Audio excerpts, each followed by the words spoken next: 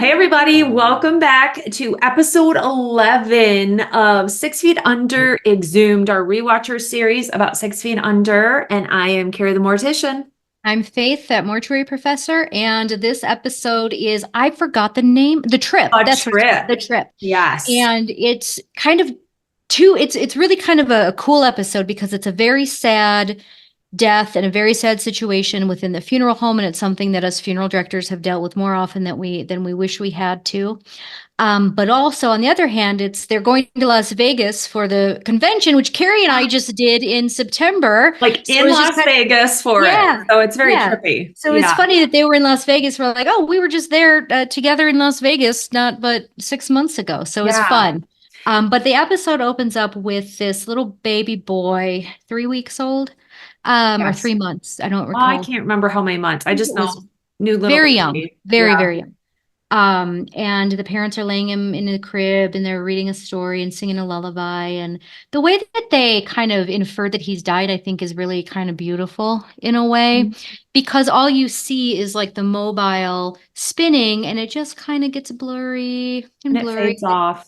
Yeah. fades off, and then the name and the dates. And it's not this horrible scene where like the mother finds the baby deceased or anything like that. It's kind of like the baby just falls asleep, When which I'm saying they're going, okay, I can't remember who dies. Please don't let it be the baby. Please don't it's let it. baby. Damn it, it's baby Dylan. I Please don't be know. the I baby. And it is. know. I And, know. they really went in this first season for it. We have They had really did. a They lot really of did. big deaths. I mean, murder and just domestic violence Well, and just a they hand. probably didn't know how many seasons they were going to get, and so they wanted to They went like, for it. and Yeah. they did. Yes, and I'm glad. It's hard to watch. I probably will not be able to stop myself from tearing up during this recording, but um I'm glad that they did because I don't think people realize how often babies die. Like Mhm. because you only hear about it, maybe it only touches your life once or twice, but as funeral directors,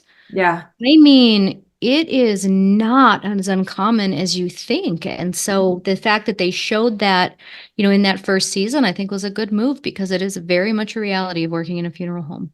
Well, and at that time, 20 years ago when this show was coming out, SIDS was a big, huge Yep. discussion. And how do we fix this? And do we put bumpers in cribs? Which I will give President Biden's, his whole thing. That is the one thing they have done that I am so happy about is they did away with bumpers in crib sets and finally said, hey, this does cause deaths. Let's Yeah. not sell these. So Yeah. I am happy, but that's been how many years of that Sure. crap happening? So, but we don't really see SIDS anymore. It's not really put on death certificates anymore because they found that a lot of that is positional asphyxiation. And it's not Correct. that parents have always done something wrong. It's that just the neck being a specific way can cut off the air circulation in a baby for long enough. It Yep. really doesn't take a lot. So, It doesn't. And I remember when Helena was born, before we could take her home, they did what they called a car seat test. I don't mm. know if they did it. They probably did this with your girls. They're the same age, Oh, or no, maybe. they just sent them home with me and Really? like, hey, What? keep them alive. See you later. No, they did this car seat. Maybe because she was in the NICU. Maybe that's why. But Oh, could be. she had to sit in a car seat with the pulse, the oxygen thing on for 20 minutes, 30 minutes. And if her Oh, oxygen dipped below a certain amount, she couldn't go home yet because she couldn't hold her head enough. And that she would literally asphyxiate just sitting in the car seat because of how it would yeah. hold her up. So she had to pass the car seat test before we could take her home. So we've Yeah. definitely gotten more aware of, those things for sure. But yeah, it's just a little baby that doesn't make it through the night, essentially is the story. And it kind of Do we shows want? the parents. Oh, what? Oh, I was going to say, let's talk about the baby all Yeah, together. yeah, let's And do let's that. talk Yeah. Vegas all together. Hmm. End it with the funner I part of the agree. story. But yeah, Yeah. so we've got baby Dylan. These parents come in for this arrangement. Why are they there by themselves, first of all? Like, where is their parents? Where are their If there's parents? anybody else that could support Do them. not, if you have a friend that loses a child and they're saying, I have to go to the funeral home, you go with them. If Like, they have nobody else, they have got somebody because they are working on very minimal logic at the moment. Oh, yeah. So, and they go, well, what do you mean have a service? We don't even know why we're here. They just told us to come. Yeah. Because to wrap their mind around the fact that your baby is dead and now you have to bury it and have a funeral and stuff, they were like literally no clue. No, No, no, it just didn't. They were in shock. And yeah, that bothered me immediately. I was like, why are they, these parents should not be here by themselves at all. oh, no, it's terrible. And we're dealing with during this, we've got Rico, whose wife is pregnant, Yeah. and having to, and I can very much relate to that. Yep. But I was the pregnant lady, Yep. working at the funeral home, and Sorry. you care for a baby, and there is no way you can fully disconnect from the fact that, oh shit, what if my baby dies? Like, is my baby Yeah. gonna make it? Is my baby okay? Is this okay? Is that like, oh my gosh, what happens? And so he's like, nope, I'm good, and really has a hard time He does have a hard embalming time. and Yeah, I during think, all of it. sure. I'm glad you brought up being the pregnant lady at the funeral home because I was that too. And I was on light duty for half of my pregnancy because I had a complicated pregnancy, first of all, and which was scary. And second of all, I made 3 arrangements a day sometimes. And I was like, I would not meet with a family of a child. And I don't think at first my male boss like understood. I'm like, how would you feel if you lost a child and your funeral director is visibly pregnant? Mm-hmm.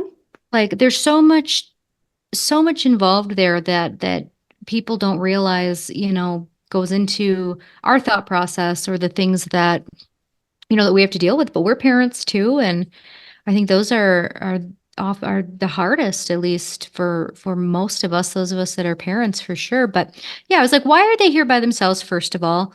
And then, David is trying to just be David, and Nate is more trying to connect with them and be more, supportive and this or that. And he says some things that I don't love either. And so, because he says some babies are just too good for this world. And I Yeah. don't like that. I don't know how you feel about that. I feel like that is kind of like this toxic positivity Yeah. idea that like, it's the most terrible thing. It doesn't matter. It's the most No. terrible thing. I always And tell families that have lost, especially a kid, I'm like, I want to just preface the next few days of your life with a few things. I always tell them, you are going to have people say things to you that you wonder why they would be so cruel to say them. Heaven needed a baby. You can always have another kid. Mhm. These are things that people say because they love you and they want to say something helpful, but there are no helpful words. And so they say something they think sounds okay, but it comes off really painful to you. And it's not that they're trying to be painful. And you have to have a little grace for these people trying to love on you because there is no good answer right now. And you're No. going to hear all these terrible things. And that's hard for them to do. And so they're like, oh my God, I wanted to punch somebody yesterday. And so Yeah. immediately they know what you're saying and they're like, I never thought about it that way. Thank you. And so I Yeah. try to impart a little because That's a good idea. it's a hard, I think, time because people want to like, oh, well, I lost my child. Oh, you lost a baby. No, they were 45 when they died. And no, not the same. Not the same. No, and they do, people mean well. They want to, they feel like they are supposed to say something, first of all. Right. And, they are trying to make it sound better somehow. And usually there's something about heaven or something about the baby was too good for, you know what I mean? And Yeah. so when Nate said that, I was like, oh, Cringe. he cringe because no, it wasn't the baby was too good for this world. Because what about all the babies that don't die? Are they bad babies? It's just a weird thing to say, Yeah. but it doesn't make them feel better. It doesn't make the parents go home to an empty crib and go, oh, well, at least we had a good baby. Yep. Like it's a stupid thing to say. And I wonder if they put it in there for that reason or just if they thought that was something good to say. I don't know. Yeah. I'd be interested to know why they wrote that line, if there was understanding that that was like just a It's terrible or terrible thing to say, or if that was like they really thought they were giving him some good dialogue. I don't well, know. you But got two men, one who, yeah, you neither know, that have children. they're it's just not a good scenario, but No. yet a female is not always the better, like you said. No, yeah, I had the men at work tried to get me to meet with nope. the woman who just lost her baby. So I was 23 weeks pregnant. Baby died at 23 weeks gestation. Oh, yeah. And I was like, why in God's name would you put that poor woman sitting across from me who has a baby still in my belly and she just lost hers?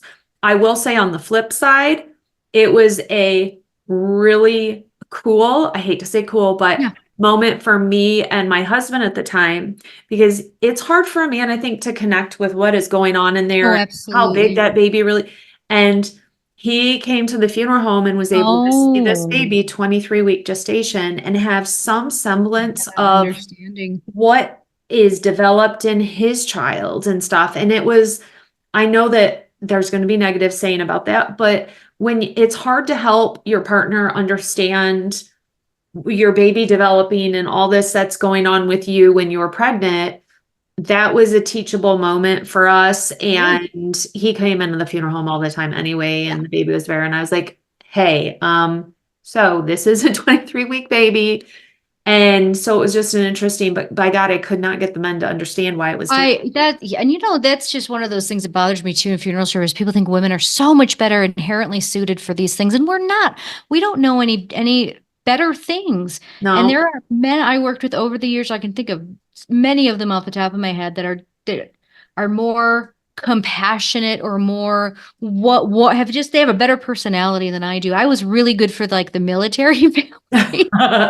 Those are my favorite because I could get it everything on time. I loved Yeah. that was my thing. But the families that needed a lot of emotional support and a lot of care, there were men at the funeral home that were much, much better with those families than I would.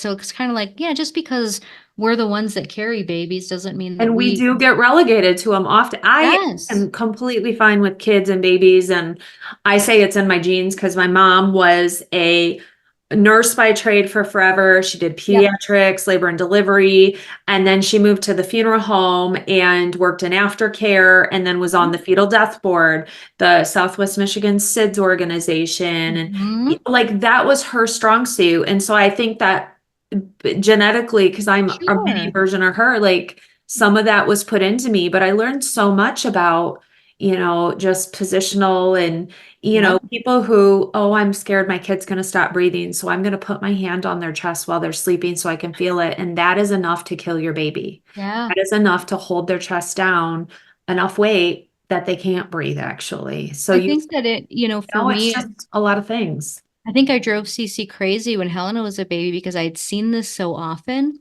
that I would watch her sleep. She had a camera in her crib on her, and I was so sleep deprived for a lot of, well, first of all, she was a terrible sleeper, but because I would I mean, many hourly probably until she was well, 6, 8, 9 months, I would just watch that camera. And if I could not see that her chest was coming, I would go in there. Yeah. They'd be like, why doesn't my baby sleep? Because I'm going in there all the time because because I knew that it could happen, Yeah. and I think that at least, I shouldn't say at least, it's not, I think that many parents that don't have exposure to it like we do maybe have an easier time as new parents in that regard because we're not They don't know so the reality maybe we of don't know the how reality. And often yeah, and those things. of us that do are can be very paranoid parents. And Yeah.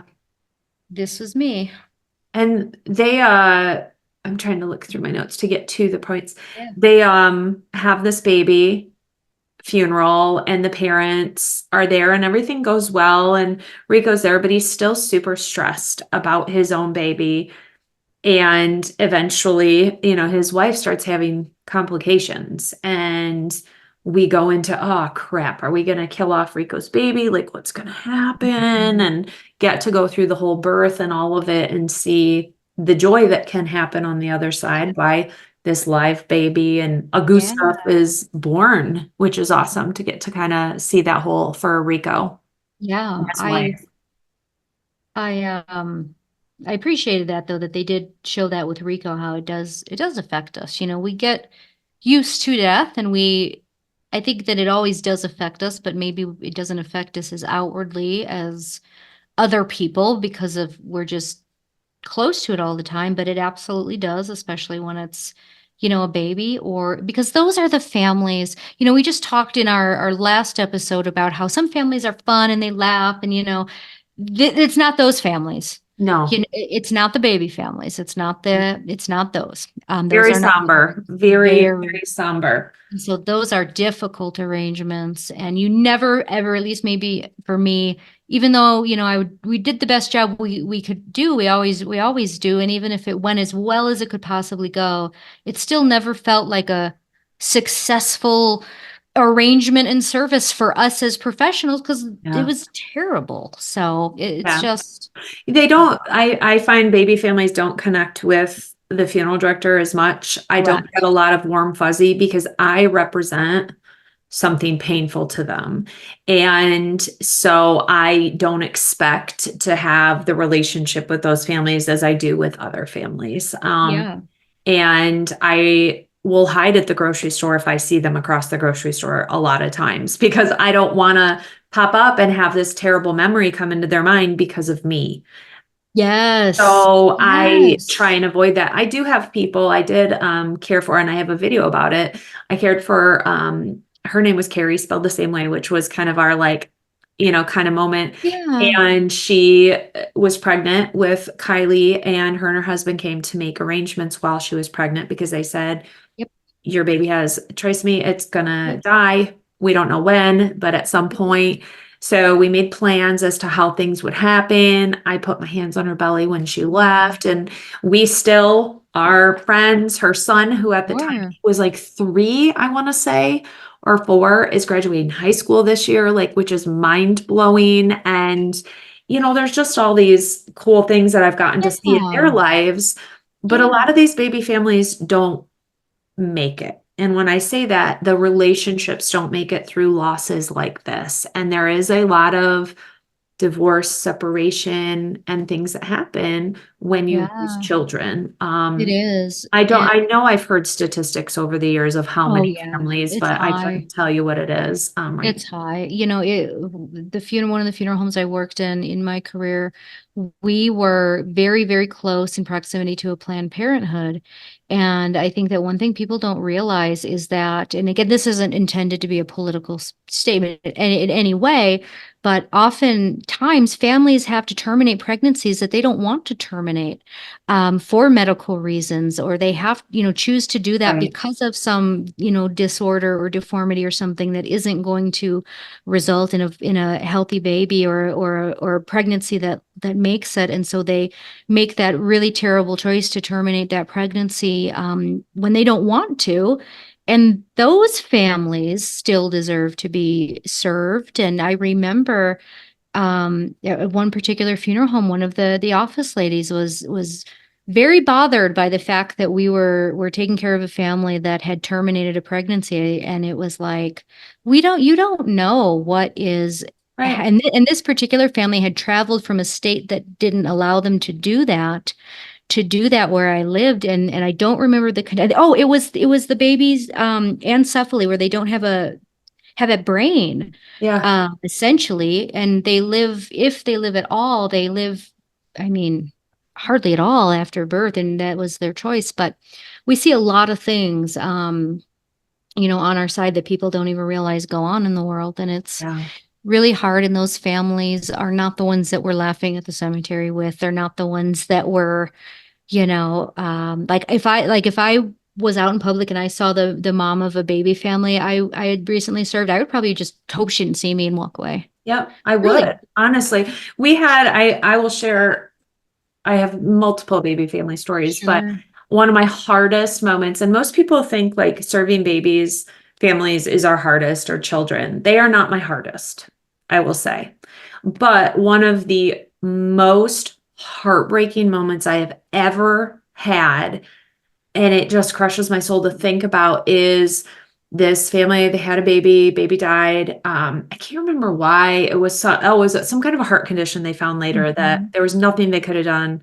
And in the moment, baby just was dead. Yeah. And had an older sister. I can't remember exactly how old. She was 3 or 4 or something. And, yeah, not even two ish. And They would come in the funeral home, go see baby, rock baby, hold baby. I always encourage that with families. I'll bring a Yes, rocking chair if I need absolutely. to, whatever I need to do. And we did that for several days in a row. And then we have this funeral, we go to the cemetery. That little child realized as they were walking to the car that she was leaving her little baby there. Oh, no, she didn't realize. It was because she was coming to some place to visit that baby. That baby Oh, was in another house, basically, that she was going. And all of a sudden, we're at the cemetery, leaving this baby in the cold out at the cemetery. oh, And she had to go wow. to the car. And the pain that that child expelled as they're pulling her to this car Oh, was one of the worst sounds I have I'm ever heard. sure. Ever. It was just crushing the realization in a child that this little body that she loved, this little human, was gone and she had to leave it. And oh my God, it was terrible. But most baby funerals are not like that for me, and I don't feel that connection to them as much, which sounds That's awful, probably a good thing. No, but that's a good thing. It makes you better. I do. I really think that that's just my opinion. I think if you are too close to a situation or if it bothers you too, like I can't do it. I can't do babies anymore. I used to be able to, but I can't now. And you're a better director for that family then because you can be what they need. Whereas people like me, I couldn't. I wouldn't. It's not appropriate for me to be crying the whole time, you know? well, and you have to know your limits and your Yep. strengths and know where to put your headspace, I think is a big one too. Sure. Yeah. I did a video, and my God, did I get backlash about baby funerals. And I kind of Mhm. just talked about my thought process. We had my mom actually started the program called Tender Beginnings, and it was for Yeah. people who had babies in the hospital that were stillborn. Mhm. And a lot of times, a lot of people don't realize this, the hospital discards them as medical Yes, waste, they do. especially if they're under a certain gestational period. And she wanted a place for people to be able to bury them. And it was she got a donated space, she got a donated headstone. These babies were buried with nothing on them, nothing in them. Babies Yep. are 98% water or something crazy like Yes. that. So they generate very quickly. So we would rotate around the grave space. And by the time you got back around, there was nothing left of that child. Absolutely.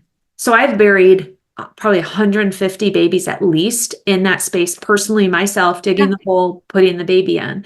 We finally had to cut off at a certain gestation because I'm like, I cannot take this full-term Sure. gestational Oh no, yeah. and put them in. I said that mentally is doing something to me I don't want. But seeing some of the families and the scenarios that these babies would have been born into, and Yeah. knowing, because we had to charge a nominal fee for cremation because that's what was being charged by the crematory, and people couldn't afford that. And I'm like, if you can't afford that, what about everything this child was needing if it lived? And I would think about all that stuff and think, okay, maybe they're better. Maybe I don't know. And nobody likes to hear that. And I'm not saying that any child is better dead, but I've also seen some kids that have died that had lived in such a child who was a product of incest, a child who Yep. had been abused so badly that Yes. they were self-harming, and just so many bad scenarios that sometimes children are better off at peace. And I don't, I get what you're saying. I you don't think there's know, anything wrong with saying it. I mean, unless and you see the things, you don't know. It gets really easy for somebody who is not a funeral director, who has not seen the things we've seen to say how it should be or how they feel. But when you see the full picture of the good and the bad and the awful and the terrible things that humans do to each other or situations, then you know, yep. you have a little bit different perspective in that, and it's okay to have that. And sometimes you have to have your own perspective to be okay with what you're doing too. And I think that's part of why my mentality has got to where it is, so that I can do the job I need to do. And I'm not ever happy that a child is dead, obviously, but sometimes I think peace is better than some of the hell that they would have been living through in some scenarios, but Yeah, it's just bad, but yeah, I think they do a good job with it in the show. I think that they handle it accurately and also sensitively, and yeah. I think it's a necessary thing to show because it is a reality. It's And a reality. Yeah. And it's, nobody wants to watch and see that. But, and then we have this bridge kind of storyline with Gabe and Claire a little bit in this one where Gabe's in the hospital. We find out he has overdosed and he's in the hospital and she goes to visit him and kind of works through things with him and whether this accident was accidental or intentional. They kind of allude to both sides. So we never find out for sure. And she ends up telling him she loves him and he says, I love you. And they end up going back to school and kind of confronting, what kids may say and stuff. So it's a short little storyline in there, but it kind of continues their thing. yeah, And then we've got Ruth, who yep. has now found out David's gay and is envisioning all these wacky Oh, things with him, which I love. it's too much. I mean, it's funny, but it is one of those things like you find out something about somebody and then you see everything differently. You know what I Yep. mean?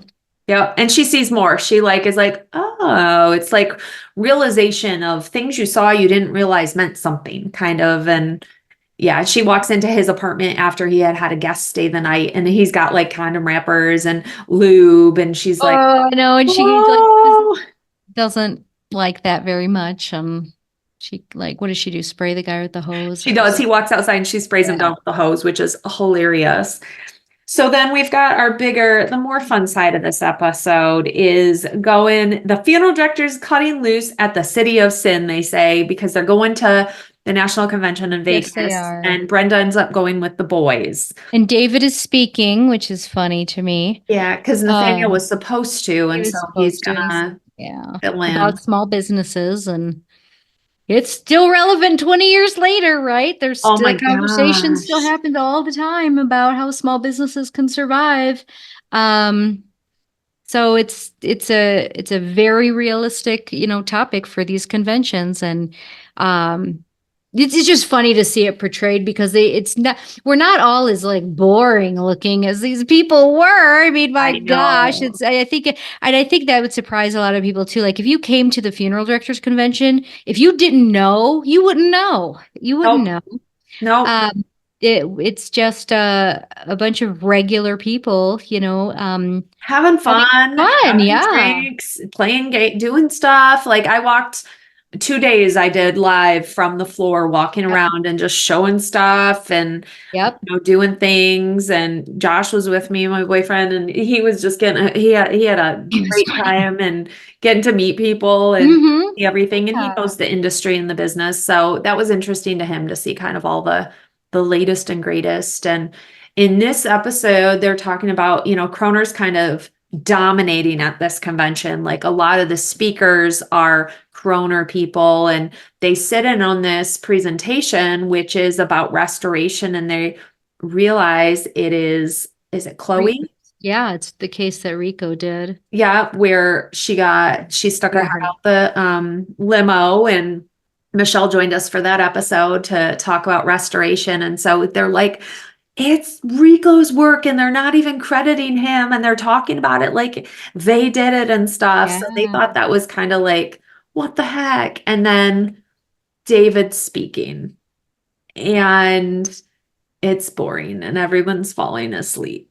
And they have this front row of all the Kroner guys like Yeah. sitting and then something snaps. And Brenda and Nate are like, oh, go ahead and talk. Do you want to tell what Yeah. kind I mean, he basically just stops being nice about it and basically, tells the crowd that the problem, in the industry is the corporations. And I don't know that that's exactly right, but I mean, of, yeah. it's not that simple in real life. However, he just kind of he lets all the nice go and he really kind of just digs into them and kind of lets them know that the small businesses going to take it anymore and aren't afraid of them. And it's just very out of character for David. And it's, but you know, again, 20 years later, it's still conversations you hear all the It's time. so true. And one thing he said was kind of like, I'm trying to serve people. But Hmm. instead of being able to focus on that, I'm having to focus on you buttholes who are coming and trying to steal my business away from me and Hmm. drive away people I'm using, the vendors and stuff, and not letting me serve families well. And that kind of got him going on the kind of everything. And everyone like wakes up and they're listening and everyone stands up and applauds at the end. And it's just kind of a nice moment for him. And then all the good old boys, I feel like they were from Texas or something that are like, we're taking you out for drinks, buddy. And so off he goes with the good old boys to go to the strip club to drink. Yep. Which is not where he wouldn't choose that strip club, put Not it so that way. much. No. Not so much. But you know, the assumption is he's a straight man and they're going to do the straight man stuff and he's pretty darn uncomfortable there. And I would be too. I mean, with people you barely oh gosh, we did not do that in Vegas. Um No, I didn't know. I've gone, I will say, back in my younger single sure. days, and I hung out with a bunch of dudes Yep. to the strip club when we went to a convention, and it is what it is. It Like, is what it is. whatever. It was just, you're all together and everybody, whatever. But yeah, she's like, I meant we didn't do it this year. no. I did not this year. I was sleeping. I was so tired on the trip this time. I think the time I change. was I think I too got a young for bug. you. I was toast. Yeah, I mean, eh, I don't think the listeners care too much about this, but like, I didn't really love the Vegas convention. I like the conventions because you know you see people you only see once or twice a year, and I like the Yeah. speakers and all the content is the same. It's just the city is different. But the year before was in Baltimore, and it was such a cooler city. To Yeah. me, Vegas is just so manufactured. It's like not even a real place. Yeah. Where when you go to like this year we're going to be in New Orleans. I'm excited about that because there's historical stuff to there's other stuff to do in Yes. those cities. So like is what it is for me. Yeah. It's like you tack on a couple extra days at the end and go do all the cool stuff in Yeah. that. Like I'm not a gambler. Josh is a No, gambler. same, So, same. You know, we we went ate out to some good dinner, but food and you renewed your vows. Let's throw that out that there. I did do in Vegas. We did go to the little wedding chapel and do that, which is kind of fun. And that's only something we would have done. We did because we were in Vegas, you And know. that's fun So that though. was something outside to do. But I'm looking forward to New Orleans because we're gonna go on, you know, the voodoo tours and we're gonna go to the witch doctor, and so I don't know what'll become of us and I know them, but too. it'll be fun. I know a girl down there that runs some of the historical tours, and Yep. another girl who is a historian down in the area. So I'm Mm. hoping to maybe do some Oh videos, yeah. go to the, cemeteries and do some stuff Yeah. while I'm I'm sure people there. are like, well, we're gonna go on the alligator boats. You will not catch me on the alligator boat. I don't need to see them. I'm good with But that. that's what it's about. You know, those conventions are fun, not only for the trade show and the speakers and the connecting with people that you haven't seen in a long time, but it takes you oftentimes to a part of the country or a city that I probably wouldn't make a Agree. priority to go to Yeah. otherwise myself. And then you're there and you're like, oh, there's cool stuff here. Like I really enjoyed Baltimore, Yeah. even though I wasn't too excited about it. I was like, oh, whatever, but I really liked it. Well, and I think the beauty of it too, like social media, I've met so many people like you. Yeah. That was our first time meeting in Yeah. person was Yeah. Vegas. And so Yep. getting to finally physically get to hug somebody and meet them and see what a pint-sized little peanut you are up to my shoulder, I think. I got a picture and I'm like, oh, I she's so know. little. So, just get to meet some people finally in person and be in their presence and have conversations that you maybe usually wouldn't because you're not just hanging out in between You're sessions and right. doing stuff. Yeah. So it's I kind of wish they would nice. have showed more like trade show stuff because I think some of that's like Carrie and I in September, Yeah. they sell these burial clothes and they're these old fashioned dresses, like the necks are up here and it's got like the ruffle sleeves and they're like pastel. I hope this isn't offensive to anyone listening, but they kind of remind me of like fundamental, you Oh know, gosh, yes. those like fundamental religion, kind of the way those women dress. They remind Yes. me of those, but they're open down the back. And I told Carrie as a joke in passing, oh, we should go over there and do a fashion show. You Let's see if should they'll have. let us try them on. We If I should. was not so tired that second day when we were walking, when I saw you, I I probably would know. have. I was done by that day though. I I was so bet. tired, but that part of it would have been interesting because I think that would have dated itself. Where some of the other stuff with this show has True. You're not really right. dated, but I think You're some of right. that would have really dated because That's flashback true. to then, there's no composting, there's no That's alkaline true. hydrolysis, there's no like a lot of the things that Barely are created cremation. today Yeah, you're were right. That's it, true. it would have been kind of cool to see some of that I part of think it it. would have been But fun to see some of it, but you're right. It wouldn't, it would have definitely dated it, but it might have been interesting. But anyway, so yeah, they're there and they're, kind of doing their thing. But Billy ends up, they run into following them. Billy at a casino because he followed them to Las Vegas, which is just bananas. And it's just, Brenda and Nate just can't get a break. They can't get away from Well, him. he's full stalker mode at this point. Hmm. So it's like, okay, what is he going to do next? And so Yeah.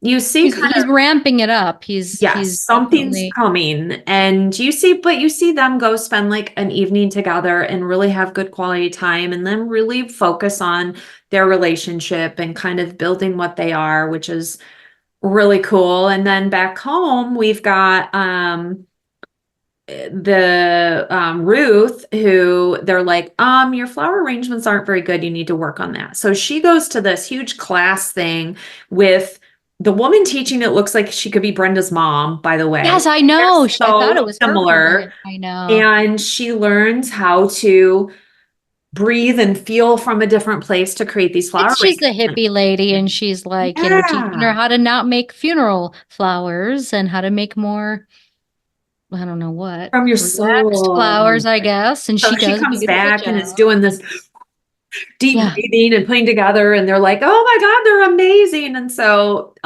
Nikolai's brother is a little put off, or the other guy that works there Robbie. Yeah, is he's a little like, put off that she she's good becomes at a it star now. for a moment. So That's one thing I'm so glad, at least at any funeral home I've ever worked at. The only flower like arranging like that I ever had to do was like take somebody's flowers that they brought from Costco and put them in a vase. And that's about all I can do. I don't have an eye for that. I am not an artistic or no, a person. no. And so that would be a nightmare for me. But yeah, she does a nice job and now she's a good flower arranger. And then Claire goes, finds out where Gabe is. He has overdosed. I don't remember if it was on purpose or if they don't say if it was or not, but They he's never overdosed. do. Yeah. Okay. So, they spend their time and they say the I love yous and kind of realize, like, in a lot of ways, they're alone in some areas of life and they really have each other. And whether it's short term, long term, we don't know yet, but we'll see where that goes in the next episode. And Yeah, and then do we have to do a mention David? So David's in Vegas, and oh, yes, yes. he is still on his, promiscuity break Bender, let's call bender. That's what it totally. it. And he ends up finding a guy on like a sex line, like a hotline. Or now it's an app, but back then it was you had to call. And he meets up with this guy, and they're doing this stuff in the parking garage and get caught by the police. Yeah. So David is in Vegas. He's arrested for indecent exposure or public sex. I don't know exactly what it was. And he calls Keith to help him do something about it. And he's so embarrassed to now he has been arrested for that. Naughtiness. And then Keith's like, well, I pulled strings. They're throwing out your file. It's like it didn't happen, but get your crap together, David. Like, this is it. You're off track and you need to do something now. And so Yeah. Keith basically is like, peace out, and leaves. And so David goes back to the hotel and Nate and Brenda came out and they're like, oh, you look like you had fun last night. And he just crawls in the back seat and like lays down because he's super hungover. Oh, He spent yeah. the night in prison. Then, and Keith says, hey, did you wear a condom? And he didn't and he's Oh, like, I was dear. drunk. I don't know. And Keith's like, dude, like wake up. This has to be your Yeah. moment to wake up because you are down a very bad path. So we'll see if David gets his head out his ass or not here. But I think Oh, the and then the next, episode ends with Rico's wife actually yeah, having a Gustav. a gusto. Oh, I thought it was ended with a Oh, it's V. a maybe it does. I think it's a. I always thought it was a gusto. Maybe it is. You might be right. We'll have to look. A Gustav Yeah. sounds a little German, but maybe it is. I don't Augusto. know. So next week, our episode is pretty heavy. I actually had to watch it in parts. It just, for some reason, was just, it was so heavy. This one was heavy because of the baby, but it was lightened by the other. But I think a lot of mental and life choice and things go through next week Mhm. with David. And so it's a big episode in a lot of ways. So we will, and a lot happens with Billy next week. Yo.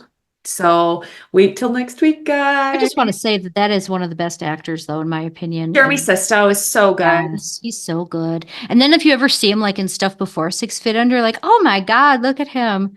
When he was in Clueless, he was in like Oh a my lot of God, I teen forgot that. movies. You know what I Well, he mean? And I'm was like, in what? oh shoot, I just went blank on the name. They're out in the woods and the inbred crazy mountain Oh, people oh, I know what you're talking about. with I know what Eliza it is. Dushku and Yes, I know. they're Yep. running. Gosh, I can't even think of the name of it. I'm blank. I feel bad. My sister's gonna shame me because we used to watch that movie all the time. But that was one of my favorite movies with him. It's not like the deepest acting, but we just Sure. love that movie. But yeah, so check us out next week, guys. Next week will be episode 12 called A Private Life. So make sure to watch that. We only have two Two. more episodes left in season one, and then we're going to do a recap week where we pull some questions that you guys have posted and answer those before we roll into season two.